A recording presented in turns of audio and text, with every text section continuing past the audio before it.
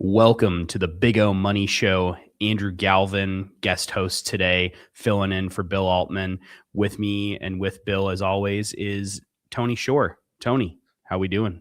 You know what? I'm great because you and I had a great discussion before the show. We're going to continue it during the show today. We've got a lot to talk about. I want to pick your brain on everything that's been going on. Yesterday was a big day.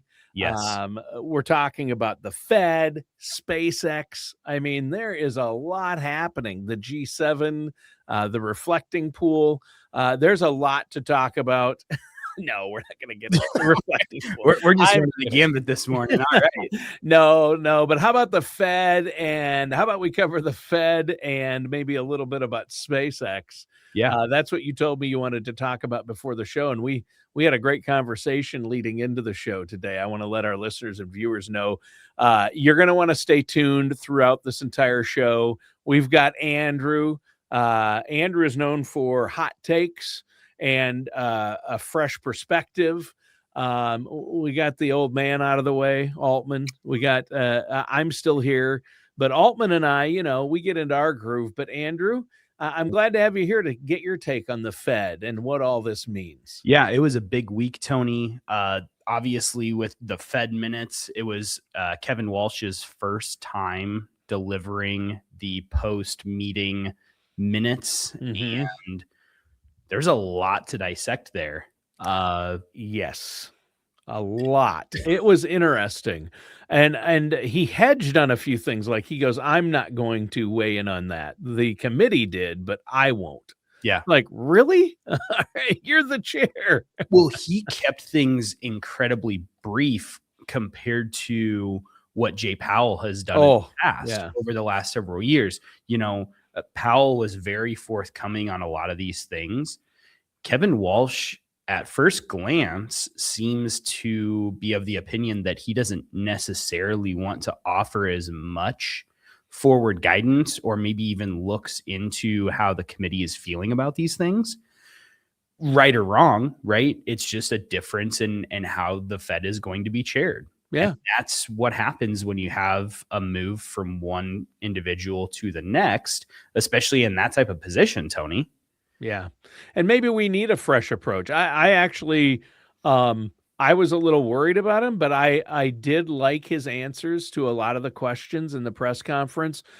Some of them I thought he's hedging too much. I thought he should tell more. But then again, I'm used to Alan Greenspan and Powell. You know what I mean? Yep. And I think he wants to maybe do a little bit of an overhaul. And that's not necessarily a bad thing. It might be an improvement. I know that he's under a lot of pressure to they don't want it affecting the markets. Like what the Fed says shouldn't affect the markets. The market should be affected by company earnings and fundamentals. But that's what the Fed's looking at. So, but in the past under Powell, it seems like every statement, the market went up or down based on the Fed statement. Yeah. Yeah. And we did see a blip this week. I mean, full transparency. Oh, yeah. The S&P was off about 1.25 because of some of the things that Walsh had alluded to.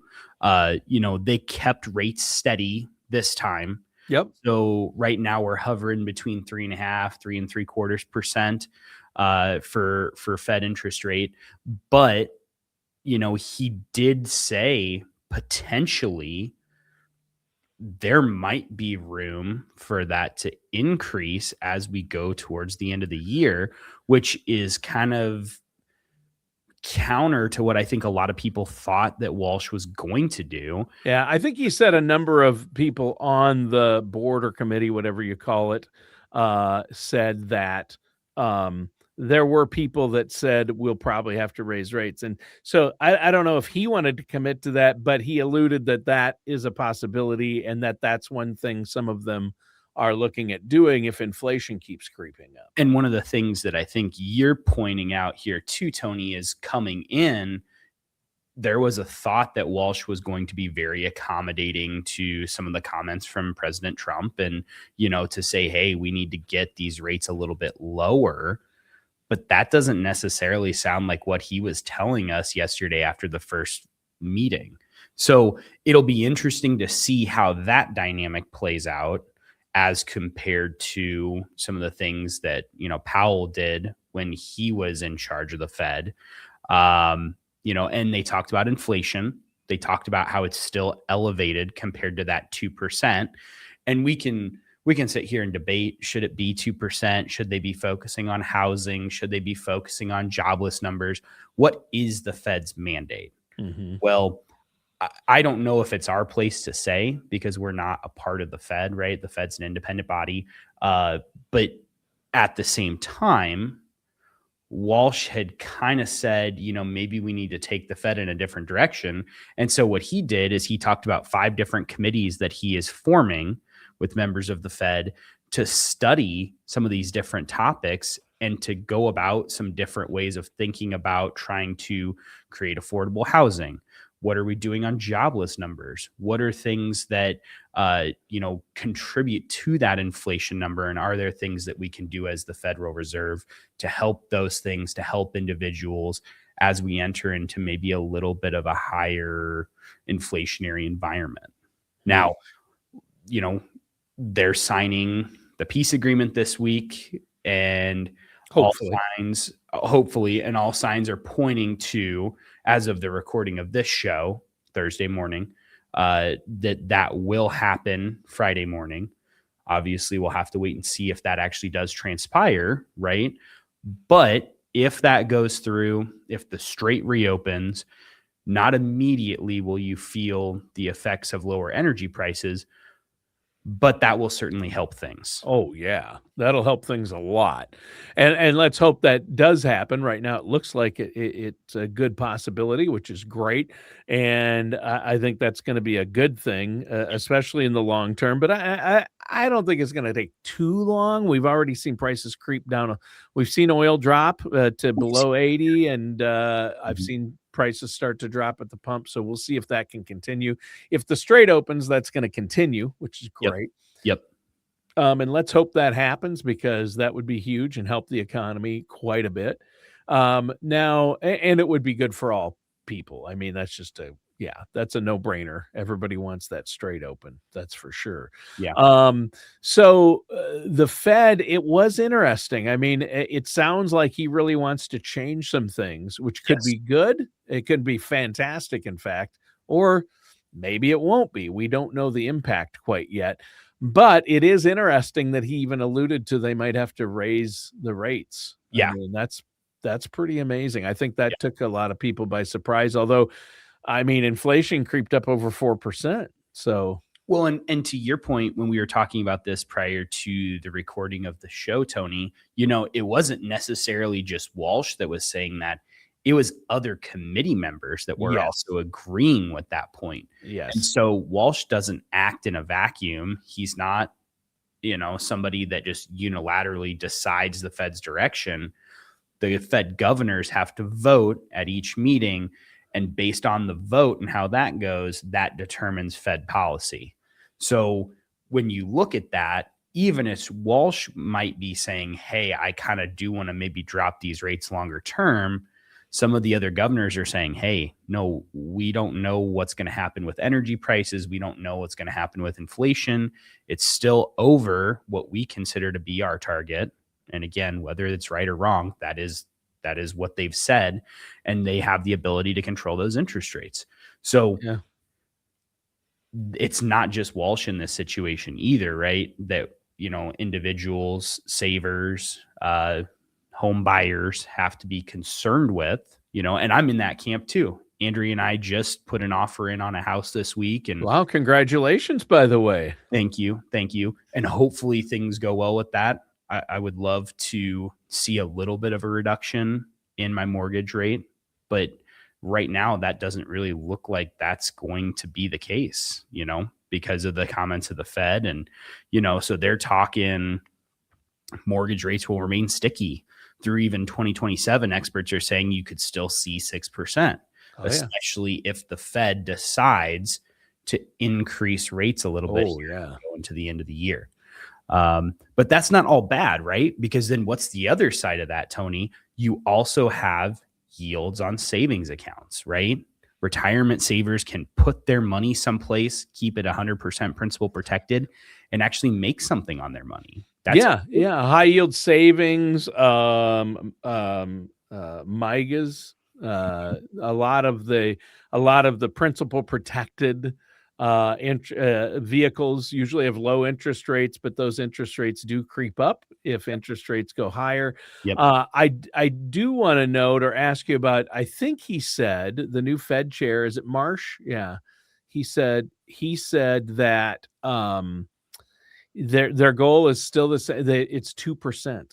They want inflation rates and interest rates down. And he said 2 was the goal. I believe he said that in his speech. 2 has been their goal really since COVID kicked off. Yeah.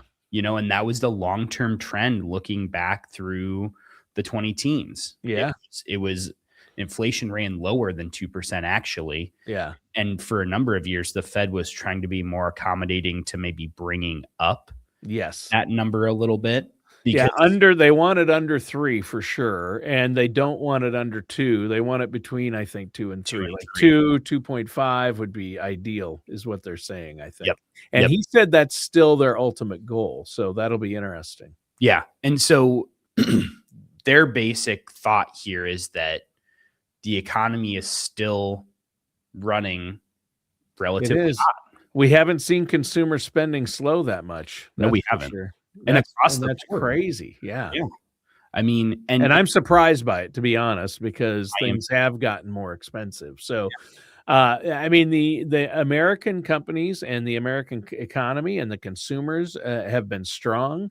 I just don't know how long that can hold up because, again, certain people especially will run into and I know it's a controversial word right now, but with healthcare and groceries and clothing, there are some affordability issues that I think we'll see happen or are happening.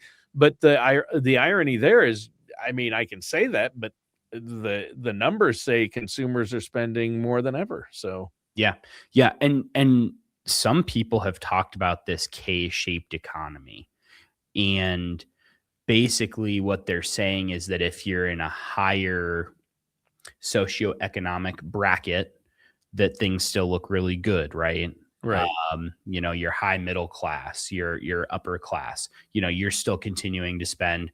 Meanwhile, people that are, middle class, lower middle class, they're starting to struggle a little bit. But the consumer numbers don't necessarily reflect that. Now, you could argue that the way that they measure that is not really designed to cut across socioeconomic divides.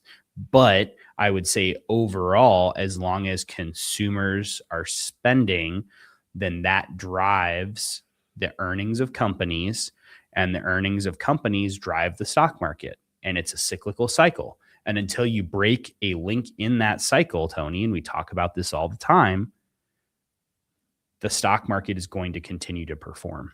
Yeah. That's just all there is to it. Now, there are going to be blips. I think you're going to continue to see that volatility because even after they open the strait, even after the conflict's done, even after all of these things are said and done, there's going to be that day in, day out volatility. There are things that rattle the market. You saw it earlier this week, the Fed meeting, Yeah. So, yeah. And those are blips. Usually when the Fed makes a statement one way or the other, there's a blip. And so that can happen. But I think it is important to watch what the Fed says under this new chair and does, because some things might change. Sounds like he wants to shake things up a little bit. And I'm not coming down one way or the other or getting political. And hopefully the Fed can remain apolitical. I don't think they should do anything based on one party or another, but they really need to focus on the economy. It sounds like they are. And so I know you'll continue to watch that closely, and you watch that for your clients and look to see what's happening there, because you're right. It does make a difference. It makes a difference in how you plan for retirement, where your money is allocated for retirement. Like you said, there might be some advantages to people who are, say, 5 years or less out from retirement to move some things into lock in a higher interest rate for principal protection, for money they're going to need each month. Yep. You never know. So you guys are on top of that. That makes me feel good, should make our listeners and viewers feel good if they're not working with you or a trusted financial services professional. Really quick here before we move on and talk about other things. And SpaceX, I want to add, pick up the phone and give the Premier Advisory Group a call, 402-557-6730, 402-557-6730, and or go to paradvisor.com, PAR, then advisor with an OR.com. So Andrew, the Fed, it's interesting. Interest rates, they're going to hold for now. I think a lot of people expected that. I didn't expect the market to react too much to that. I think what the market might have reacted to or be reacting to is the statement that they might have to raise rates. Yep. The market doesn't like to hear that, but they don't like change. The more things stay the same, the market likes that if things can hold steady, but change can sometimes, cause these blips, right? Uncertainty is what the market uncertainty. I should use that word instead of change. Uncertainty is the real thing. But you could, the word change, yes, because we're dealing with the unknown. We're dealing with a change in that Fed share, and that's going to create those unknowns for the market, Tony. Yep. And really what I think is important for listeners to realize before we move on and talk about SpaceX, this is where you need to make sure you're aligned with your risk tolerance and your plan. Because again, over the last 4 years, most individuals that I've seen have been a little bit heavier on equities in their portfolios, which is not a bad thing. I'm not against that. But if longer term, you don't have the time horizon, you're not okay with as much risk in your portfolio, and let's say the overall stock market does react negatively to that rate increase, which it usually does. Now, what that would look like, I can't say because I don't know how many rate increases they're going to price in, all those things, right? But it's the unknown. Market doesn't like it. Make sure you have a plan. And if you don't have a plan, please pick up the phone, give us a call, shoot an email over to us, www.paradvisor.com, bigomoney.com. Call Justine 402-557-6730. Make sure that as we enter a little bit of an elevated volatility period with regard to some of these things that the Fed has talked about, that you are prepared for that reality that we're kind of looking at this point. So with that, Tony, let's talk about SpaceX because it had its IPO this never heard of it. Never. Yeah. Speaking of equities, the stock market, and time horizons, SpaceX. SpaceX. X. So it's very futuristic. I love it. I know we were talking before the show, and you, of course, told me that you bought, 100 million shares. You are Elon's largest stock, public. I am not. I have not purchased any myself. I don't know. Maybe my financial advisors did purchase some. Maybe there is some in one of those portfolios. I don't think so. Not yet, though. I think the wisdom and the cooler heads might prevail in this. They might wait. So tell us about it. Tell us about what we should know, or why certain people are waiting, why certain people aren't, and what are some of the things about SpaceX that people might be overlooking in all the hype? So SpaceX debuted this week, Tony, $135 a share. Yep. Within the first trading day, it was up to 160, 165, kind of bounced around there. Yeah. But as of the recording of this show, here, I'm going to look it up right now because I've got it on my screen. Yeah. 179.38, $179.38 per share. Sure. Some people in the industry, and I think, Grady and our portfolio managers have kind of taken this view. It's not that they don't see the long-term value of SpaceX, but they're not prepared to spend $179, $180 a share on it right now. And the reason being is because if you look at the fundamentals of SpaceX, It's not that SpaceX is not going to be an awesome company to own long term, but it is a long term play right now. It is not a company that I feel over the next 6 to 12 months is going to double and triple in price. Now, I could be totally wrong. Sure. You don't have your crystal ball out. I see. You're not looking at the crystal ball. But we need to let people, I think some people are blind to the fact, even that follow it. SpaceX, not only have they not made one single dime in profit, they're losing $4.5 billion last quarter is what they lost. In one quarter, they lost $4.5 billion. Now, and most investors would say, I'm not investing in that company. But SpaceX is different because of a number of reasons. People want in on the ground floor because they see it as one of these companies that's going to be a future Apple, Google, Amazon, or bigger. Exactly. NVIDIA is a better example. You're right. I think it has a strong possibility that it could be more. We talked about those data centers that they're looking to put into space, Tony. Yeah, the data centers are where they could really make some money. I think that is the coolest thing ever, and I really hope that happens. Because it's probably they got to figure out a way to make it happen. I think it's a great idea. Elon or somebody in his companies came up with this. Because it's, as you know, it's cold in space. I don't know if you knew that, Andrew, but it's cold in space. You just told me before the show, Tony. And I had no idea. Yeah, you knew, but the thing is, one of the biggest problems down here, I want to point out to our listeners, because my hometown, my dad owns farmland, and the big controversy in Worthington, Minnesota, just straight north of the Big O. If you drive north until you hit Minnesota, there's Worthington. But just northwest of Worthington, there were 1,500 acres that was due to be made into a data center. The farmer came to an agreement with the company, but the town and county blocked it. They voted it down, and they blocked the building of it because they wouldn't grant permits. And this is happening all over the country. Now, there's many reasons. I mean, there's environmental concerns, there's energy concerns because of what it takes to cool it. There's pollution concerns, and in farmland like that, you're talking about southwestern Minnesota, that part of Iowa, right down there. It is prime farmland. It's some of the richest soil for growing corn, soybeans, wheat in the entire U.S.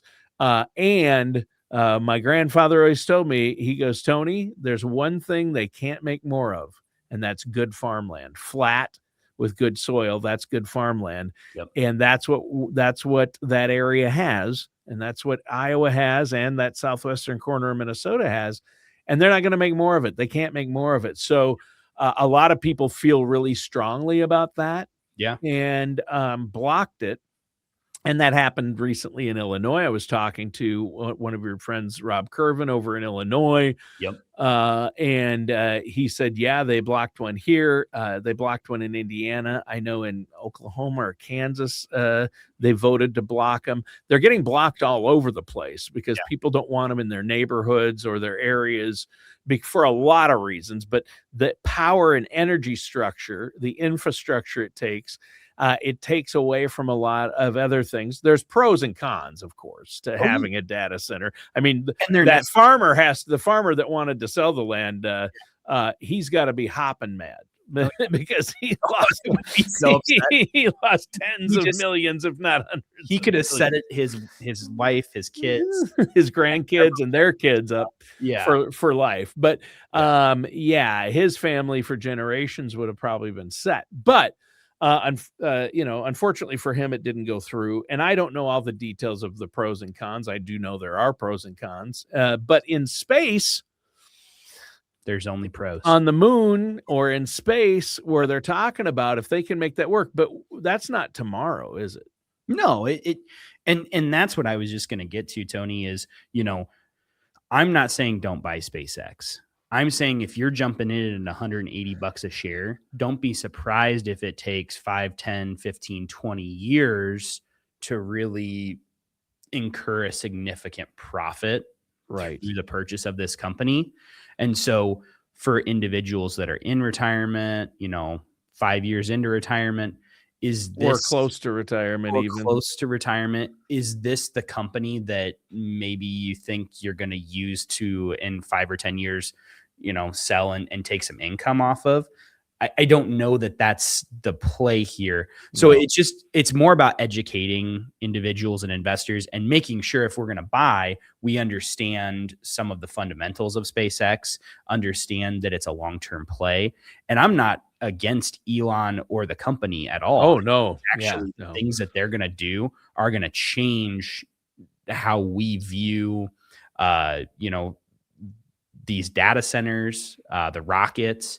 I mean, you're talking about technology that he's bringing to commercial aviation and all this stuff that's going to be awesome. Satellite management, other things SpaceX does, the work it does with and for NASA, so many aspects. Starlink. I mean, yeah, I think it has nowhere to go but up, so to speak. Mhm. And I think it is going to do well, but 20, 30 years, I think, is realistic. But that's just, again, we don't know. Yeah, no idea. It could double in 5 years, but I highly doubt it. I think it's going to take a lot of time to get there. Just like when Amazon was a bookstore, nobody was buying Amazon stock because we don't know. And it took how long for that to happen? That was late 90s, right? And early 2000. And now, it was $1,000 a share in, what was it, like 22 or 23 when it split 10 for 1? Yes. Yeah. So it took a long time. It took 20 years. But it got there. And I think the same could be said for SpaceX. But again, there's no guarantees, and you do have to be careful. Work with a trusted financial professional. Don't go it alone. You'll end up buying high and selling low. You don't want to do that. Yep. Agreed, Tony. Well, I think we are out of time, Tony. It's been a great episode. This has been fun. Yeah. A lot of fun. Some great topics to talk about today. Yep. So I appreciate that. Andrew, before we go, though, let our listeners know how they can get a hold of you to set up a no charge, no obligation consultation if they have questions or want to get a plan in place. Yeah, absolutely. Give us a call. 402-557-6730 is our phone number. Talk to Justine. Get on my calendar. Get on Bill's calendar. We'd love to sit down and talk with you. All right, and that does it for today's episode of the Big O Money Show with our host, Andrew Galvin.